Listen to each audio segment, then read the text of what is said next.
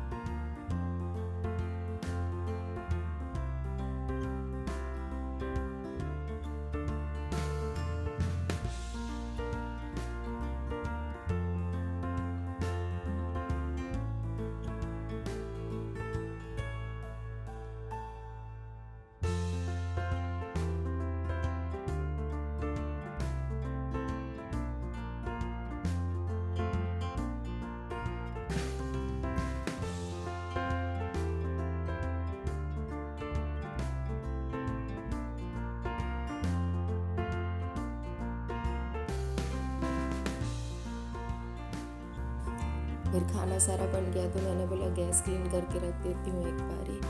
रोटी बनाऊंगी तब तो थोड़ा सा ही गंदा होगा, क्योंकि दाल इतनी फैल गई थी ना कुकर की वजह से कि पूरा स्लैब गंदा हो गया था। तो ऐसे में तो रोटी बनाना मुश्किल का काम था, मैं नहीं बना सकती अगर गंदा रहे तो मैंने पहले उसको क्लीन ही कर दिया।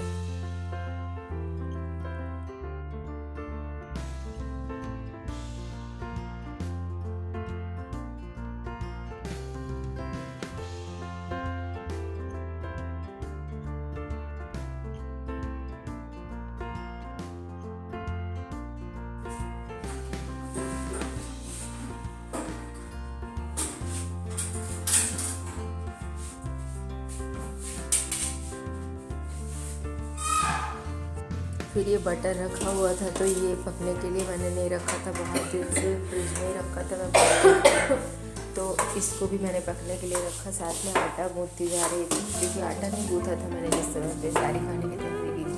बस अब रोटी बनानी थी थोड़ी देर में, तो मैंने सोचा आटा गूँथ के रख दो, एक तरफ यही पकता रहेगा।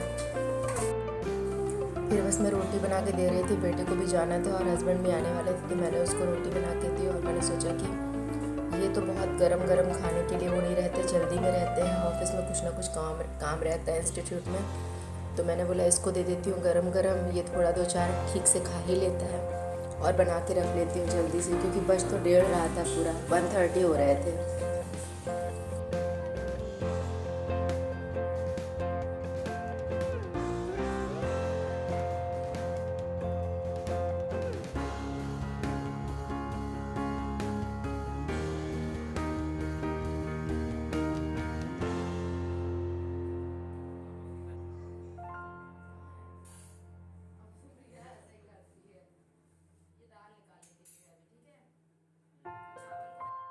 अभी रिया की चल रही है पढ़ाई। रिया थोड़ा वर्क, रिया पूरा कर लिया वर्क तुम्हारा? हो गया कि नहीं, अभी थोड़ा बचा है? मेरे कपड़े बचे हुए हैं, दोपहर में नहीं डाल पाई तो वो डाल रही हूँ। उधर थोड़े कपड़े धुल रहे हैं।